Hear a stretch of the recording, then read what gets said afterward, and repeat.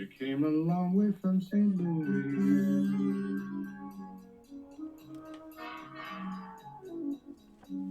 You climbed the ladder of success.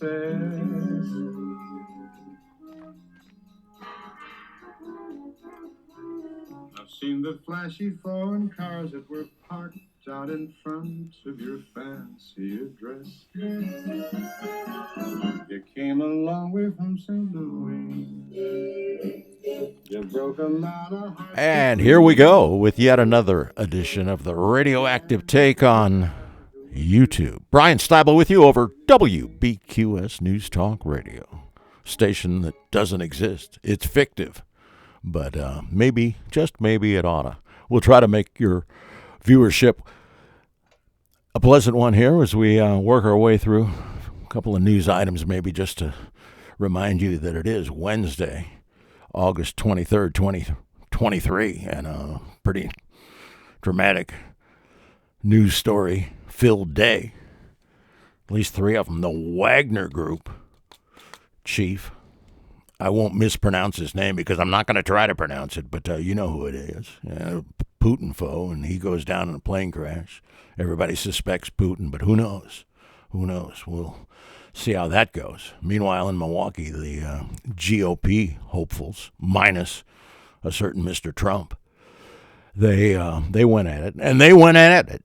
They did. It was interesting, and we're just at the beginning. Meanwhile, the SWAT team was summoned to Pittsburgh, to that rather upscale neighborhood. It was a row house, but looked like a nice row house. And the guy was shooting down the police drones. Pretty good shot, I would think. And in the end, I believe he was the only one that didn't survive. So that's what America's talking about here on this 23rd of August as the summer winds down. But I thought I would instead talk about, well, two matters, one of which is not nearly as weighty as any of those three, and the other of which is arguably more weighty than all three put together. So let's start with a draw on the vape.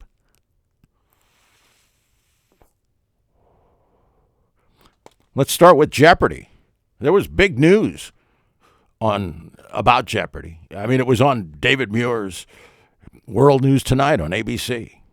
He found about 30 seconds to explain that there's going to be a shuffling of the hosts here, at least while the two strikes out in Hollywood remain unsettled. And I don't know which of those strikes, or maybe both, is applicable to Mayim Bialik, but she's not going to be doing Celebrity Jeopardy.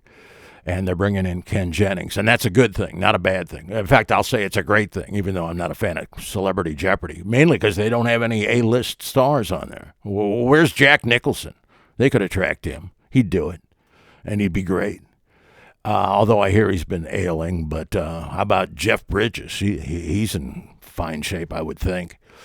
And Woody Allen, he's getting on in years, but he'd add a lot to Celebrity Jeopardy. And Savannah Guthrie, she auditioned to be the host, the gig that was eventually won by Ken Jennings.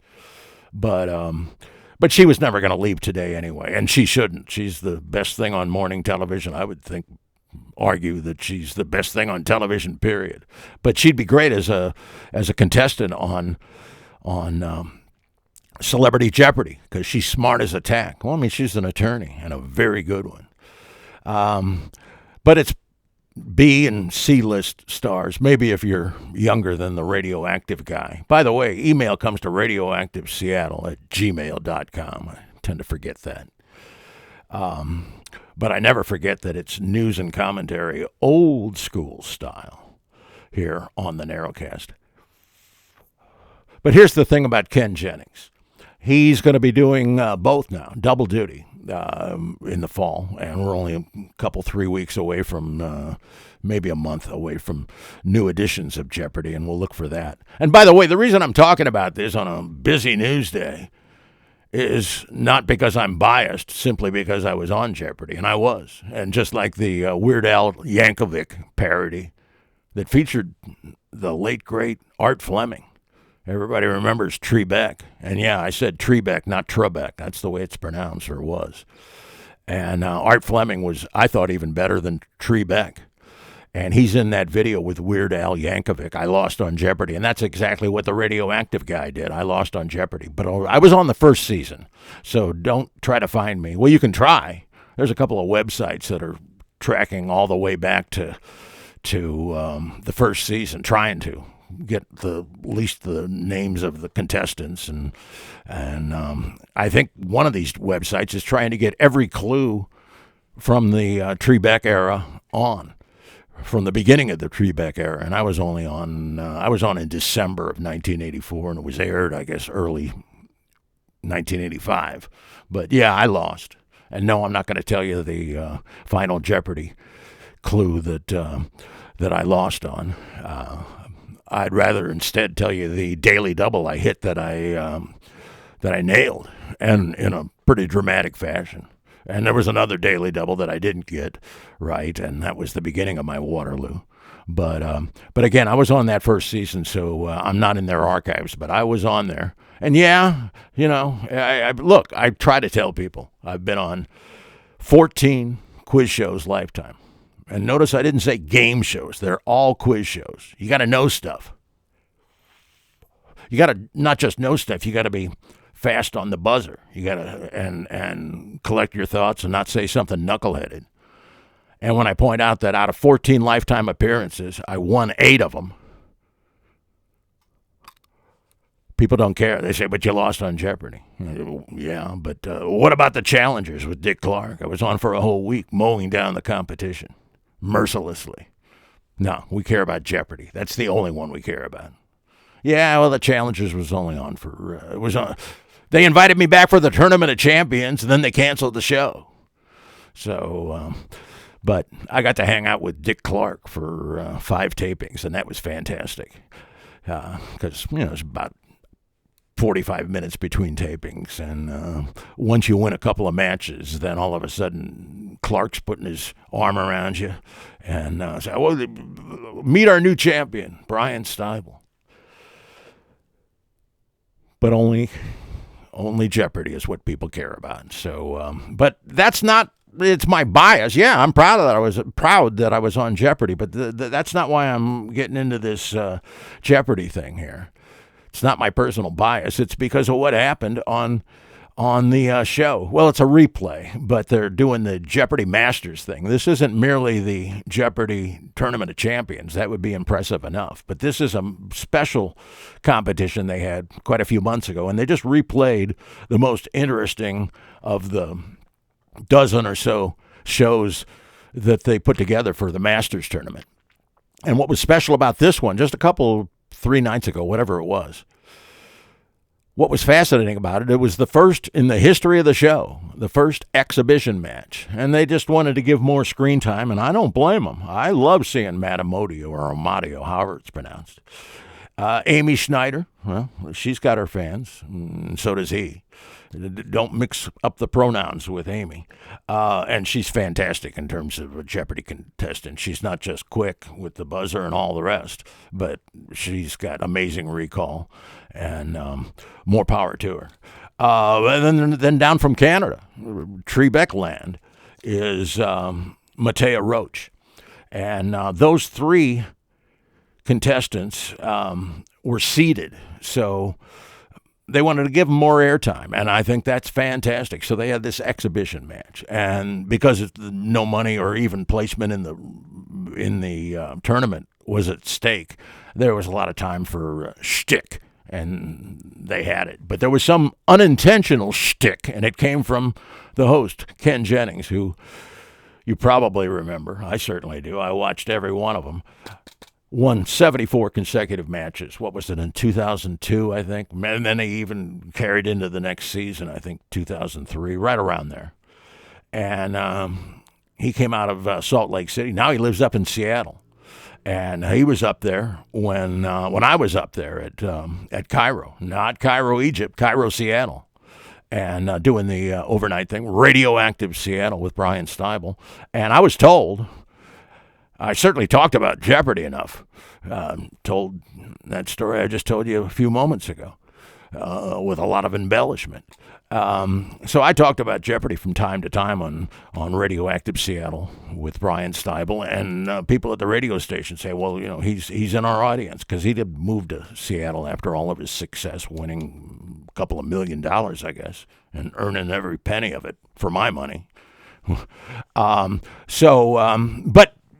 I said, hey, if you're in the audience there, give us a call, Ken. But he never did. But he did call the guys working the day side. Maybe he's not a night owl. I don't know. But he's a terrific host of Jeopardy. And again, meritocracy finally has its day because they pick him out of obscurity. Well, by the time he was 74 wins and then lost on that 75th one from to the real estate agent, I guess, up in Ventura, near Ventura, where I used to be on the radio, KVEN. I think they're playing oldies there at KVEN nowadays, but that was, to say, an amazing run. It was unprecedented and almost certainly, it's like Joe DiMaggio's 56-game hitting streak. They say it'll never be surpassed, and nobody's come close, not even Pete Rose has come close to that, and I don't think anybody's ever going to come close to beating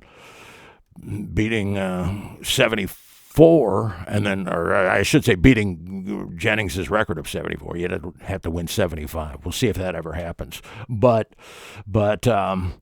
these numbers, 40, 23, 38, and those are the three key numbers because those are the three contestants that had those streaks. I'm not sure which was which. I think Amodio was 40.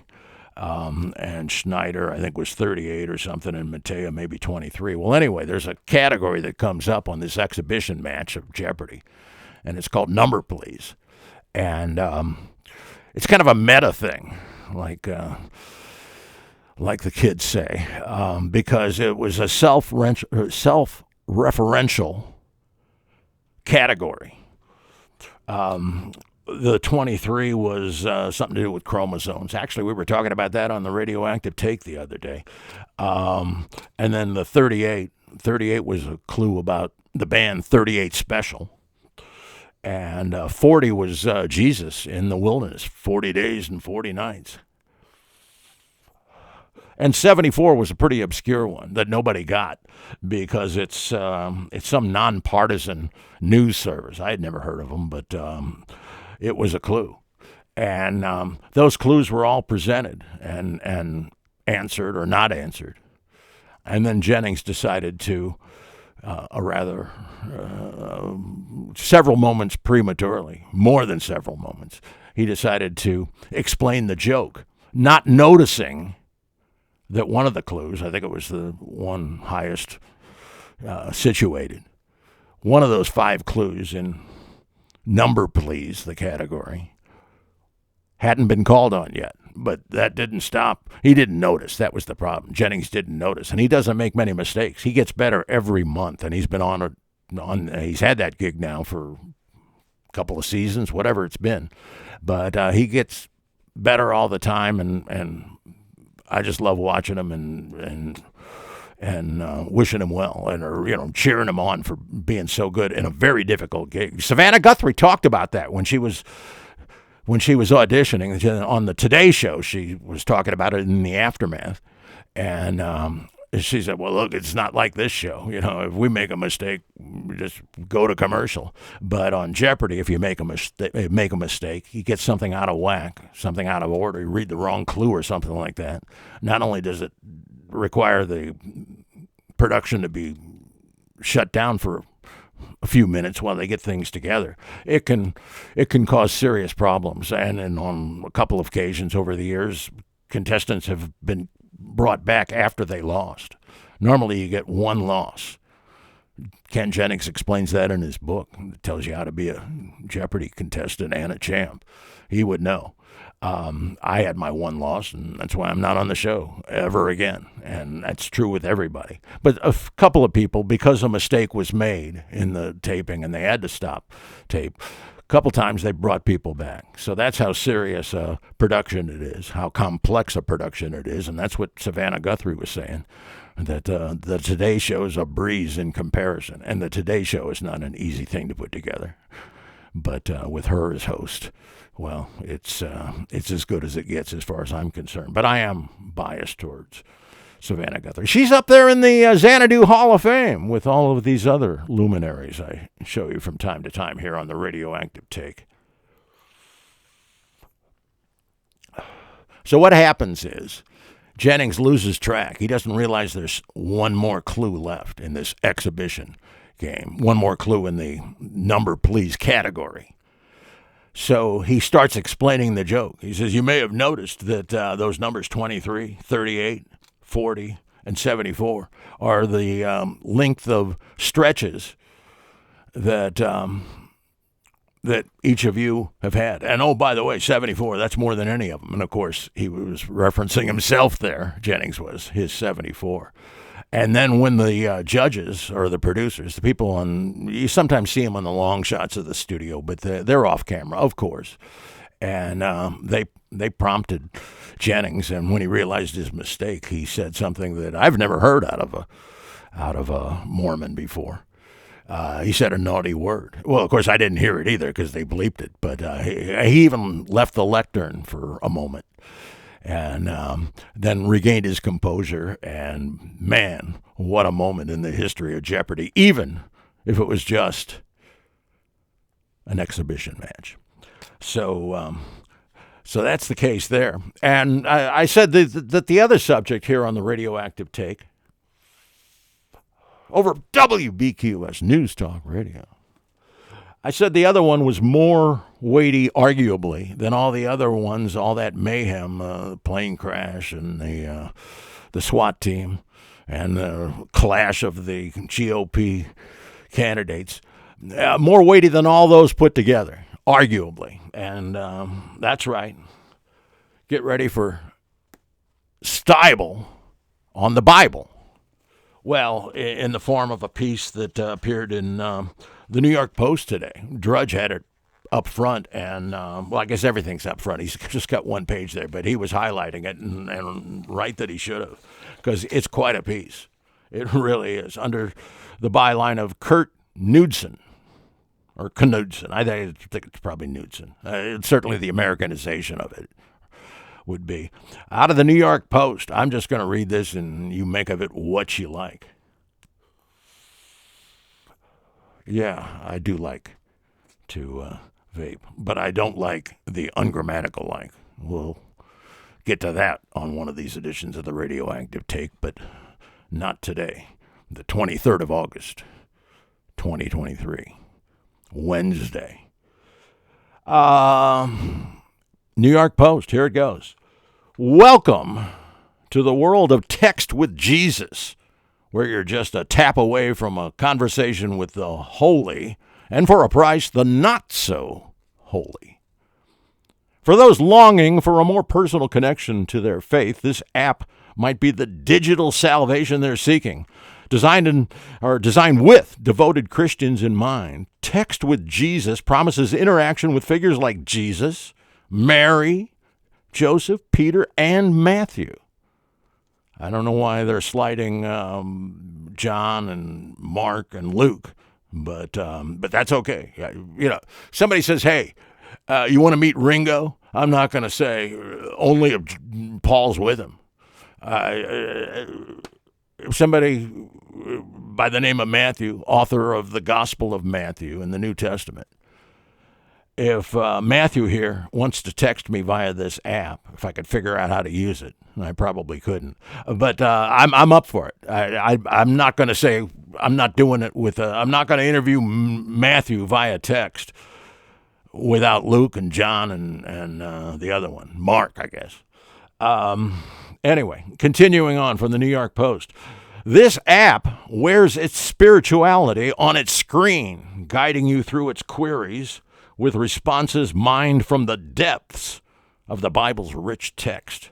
By shelling out just $2.99 a month, you can embark on a journey through some of the Bible's more intricate dialogues, like Adam and Eve's narrative, or the dawn of humanity, going all the way back to the beginning here. The app's most controversial feature, conversations with Satan himself. That's right. Expectations can be deceiving, especially in the world of AI. I better take another puff if I'm going to be getting together with Satan here. Satan, historically the symbol of temptation and deceit, dons a surprisingly mellow avatar in this app. Users anticipating fiery dialogues or cunning deceptions might be left scratching their heads. Instead, the Prince of Darkness champions love, respect, and understanding. And those are values synonymous with biblical virtues. Yeah, who can't get behind that? Even I, as a militant agnostic, say, hear, hear. Beelzebub, Mephistopheles, whatever name you're going by these days. As if to ensure a modern flavor, each devilish interaction ends with a smiling face with horns emoji. It's an odd mix of solemnity and sass, which will undoubtedly spark reactions from traditionalists and tech enthusiasts alike. Well, ladies and gentlemen, I'm here to tell you this militant agnostic has no comment on that, other than to thank you for your viewership and remind you we'll be right back here behind the WBQS microphone tomorrow. Hope you're here for it.